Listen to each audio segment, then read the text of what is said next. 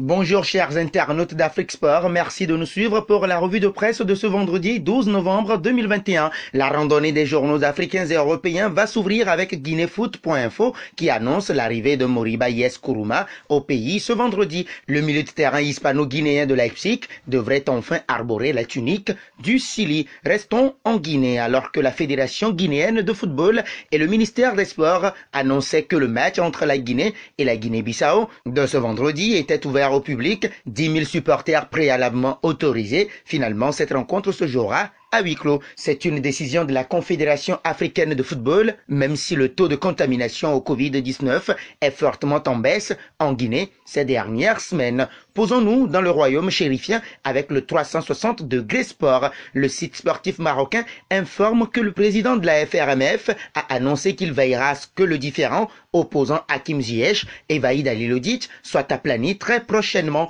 Pour l'instant, la priorité est donnée aux deux derniers matchs de qualification à la Coupe du Monde 2022. Toujours avec le site sportif du Royaume, se fait lire la joie des joueurs maliens qualifiés pour les barrages de la Coupe du Monde 2022 grâce à leur victoire 3-0 ce jeudi 11 novembre face au Rwanda. C'est au Gabon que nous allons engager la vitesse supérieure de cette revue de presse. Afrique Foot révèle que Didier Ibrahim Ndong, cadre de la sélection, a annoncé qu'il refuse de prendre part au match face aux Libyens par solidarité avec 5 personnes interpellées après avoir tenté d'approcher la sélection afin de sensibiliser les Panthères sur les problèmes des footballeurs locaux confrontés à l'arrêt du championnat gabonais depuis 2 ans. La page transfert s'ouvrira avec l'annonce officielle de Marc Wilmots à la tête du Raja de Casablanca après 2 ans de chômage. L'ancien sélectionneur de la Côte d'Ivoire 2017 s'est engagé pour 2 ans et demi et va vivre sa deuxième expérience en Afrique, la première en club. Allons en Italie, tout comme le titre en couverture de Corriere dello Sport. Face à la Suisse, l'Italie va devoir chasser ses vieux démons pour s'éviter un barrage qui lui rappellerait de très mauvais souvenirs. L'Italie doit battre la Suisse ce soir à Rome. Italie, le monde nous attend. C'est le titre d'ouverture sur la première page de la Gazzetta dello Sport dans l'édition d'aujourd'hui à l'Olympico suisse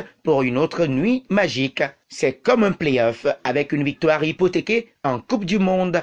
Enfin, l'Espagne. La Roja est sur le point de décrocher une place pour la Coupe du Monde de la FIFA 2022 au Qatar après avoir battu la Grèce 1-0 avec un pénalty de Pablo Sarabia en première mi-temps jeudi soir au stade olympique d'Athènes. L'Espagne n'échoue pas en Grèce et la Coupe du Monde se jouera à Séville, informe Mundo Deportivo qui ajoute tout de même qu'un match nul contre la Suède à Séville suffit pour que la Roja soit en Coupe du Monde. Le quotidien ibérique annonce aussi que le Barça cherche 3 renforts en hiver. Lors d'un dîner avec les clubs de supporters à Pontevedra, en Galice, avant le match de ce week-end à Vigo, Laporta a assuré aux fans que l'équipe fera 3 recrutements. Un point de la Coupe du Monde fait remarquer l'autre quotidien espagnol, Sport.